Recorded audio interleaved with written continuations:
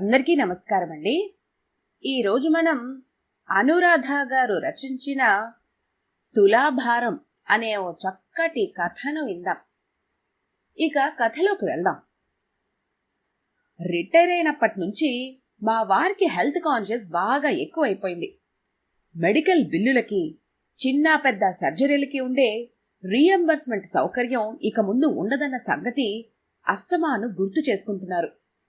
అంచేత ప్రస్తుతానికి ఆయన సర్వశక్తులు ఆరోగ్య రక్షణ మీద కేంద్రీకరించారు. ఆ సందర్భంగా కొన్ని కఠోర నియమాలు తీసుకుంటున్నారు. రోజుకి 8 కిలోమీటర్లు నడక అల్లాటప్పగా కాదు, బ్రిస్క్ వాకింగ్. రోజుకి కనీసం 6 లీటర్లు మంచినీళ్లు తాగటం. ఆ నీళ్లు కూడా మరగ కాచి, చల్లార్చి, వడగట్టి రాగి బిందెలో పోసినవై ఉండాలి. దంపుడు బియ్యంతో అత్తెసరు అన్నం, కొన్నాళ్లు గోధుమన్నం, కొన్నాళ్లు జొన్న రొట్టెలు, చక్కెర బదులుగా బెల్లం, తేనె, అచ్చమైన ఆవు పాలు, మళ్లీ అందులో గుమ్మపాలు, కాచినవి. ఇలా ప్రయోగాలు చేస్తూ వాటితో తృప్తి చెందక ఉన్నట్టుండి ఓ రోజు, నేను రేపటి నుంచి ఉప్పు నెయ్యి పూర్తిగా మానేస్తున్నాను. నువ్వు వంటలో నూనె బాగా తగ్గించాలి. పూటకి 4 చుక్కలు చెవిలోనో కంట్లోనో డ్రాప్స్ వేసుకున్నట్టు వేయాలి అని ప్రకటించారు. అవేమన్నా స్మోకింగు డ్రింకింగునా? వండేదాన్ని నాకు తెలీదా ఎంత వాడాలో? ఈ ప్రొహిబిషన్ ఏమిటో అర్థం పర్థం లేకుండా, అసలే బతుకు రుచి పచి లేకుండా నీరు కారిపోతోంది. ఇంకా ఉప్పులేని తిండి కూడానా? నా వల్ల కాదు అని తీవ్రంగా ప్రతిఘటించాను. ఆయన వినిపించుకోలేదు, తన నిర్ణయం మార్చుకోలేదు. నేనే దిగివచ్చి, అత్యవసర పరిస్థితిలా ఇలా అర్ధరాత్రి ప్రకటిస్తే ఎలా? 4 రోజులు పోనివ్వండి, అలానే చేద్దాం అన్నాను. ససేమిరా అన్నారు. మేనెల ఊరగాయల రోజులు. మా వారికి తిక్క తిరిగి ఇంకో నెలలాళ్ళు పోయాక నిషేధం ఎత్తేసిన ఫలితం శూన్యం. సీజన్ మారిపోతుంది. ఈ సాధక బాధకాలు దృష్టిలో పెట్టుకొని ఆవకాయ వరకు అన్నీ నిషేధం తాత్కాలికంగా సడలించమని పరిపరి విధాలా ప్రాధేయపడ్డాను. అదే కొంప ముంచింది. ఆవకాయ పేరు చెప్పగానే ఆయన అగ్గిరావుడైపోయారు. ఎవరింట్లోనైనా చిన్న సీసాతో డైనింగ్ టేబుల్ మీద షోగ్గా ఉంచుతారు. మనం అలా కాదు, పెద్ద గుండిగంత జాడి, దానికి డ్రెస్సింగు, సెక్యూరిటీ బ్రాంచి ఆఫీసులు, ఇలా లార్జ్ స్కేల్లో మెయింటైన్ చేస్తావు. ఎక్స్పోర్ట్ కోటా కొంత, ఆ క్వాలిటీ వేరు.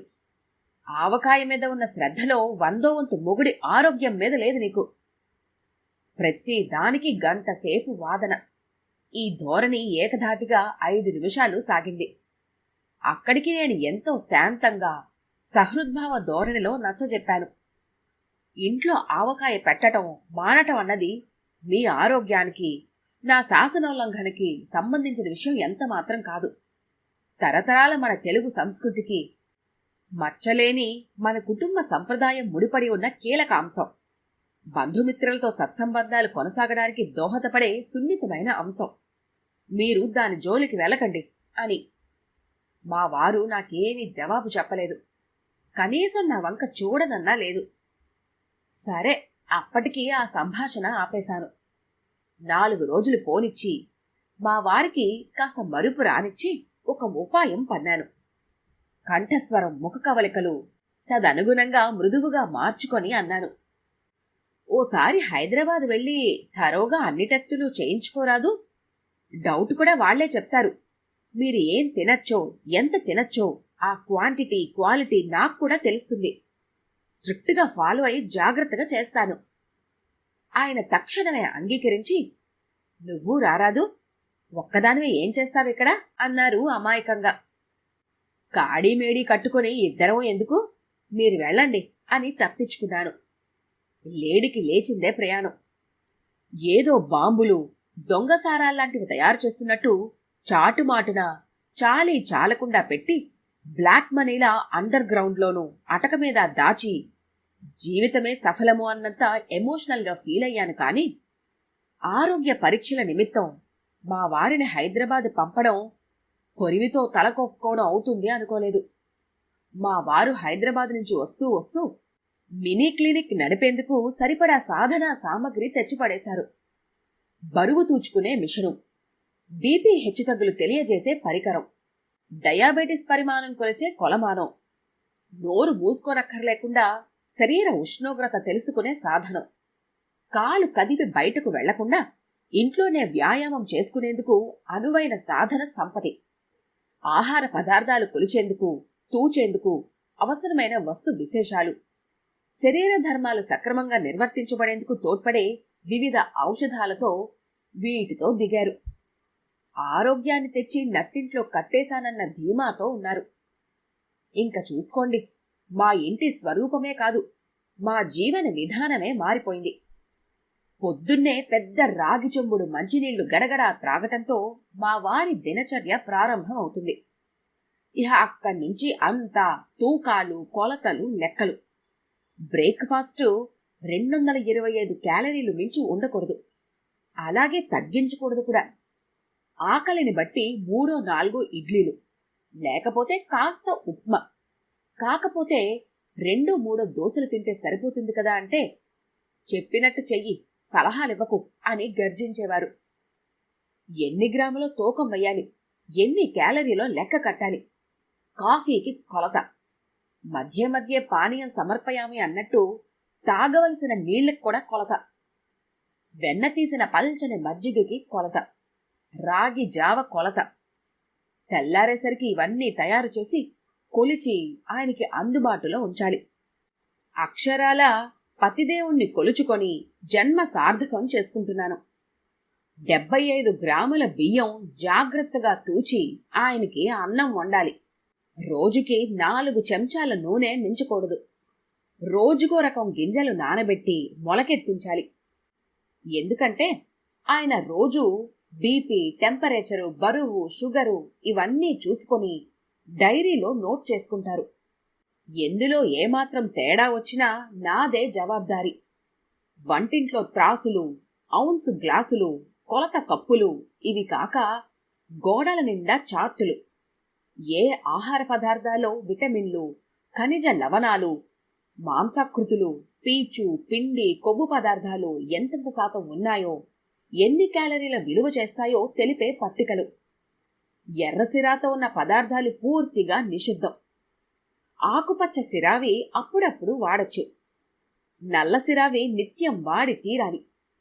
రోజు పొద్దున్నే లేవగానే ఆ రోజు తారీఖు వేసి, నేటి సినిమాలు, ఆటలు మోడల్లో నేటి ఆకుకూర, నేటి పండుకాయ, నేటి గింజలు, నేటి ద్రవాహారం అంటే పాలు, మజ్జిగ, సూపు, జావా, పండ్ల రసం, ఇలా ఇవన్నీ రాయాలి. రాత్రి పడుకోబోయే ముందు ఆ రోజంతా నేను తయారు చేసిన ఆహార వివరాలు డైరీలో పూర్తి చేసి సంతకం పెట్టాలి. పుల్కాలు, ఇడ్లీలు, దోశలు, వాటి చుట్టుకొలత, తూకం, ఎన్ని క్యాలరీల విలువో, కూర, సాంబారు, పప్పు, అప్పడాలు అన్నీ ఎన్ని క్యాలరీలు, ఎంత పరిమాణమో నిర్దేశించి గల్లల్లో నింపాలి.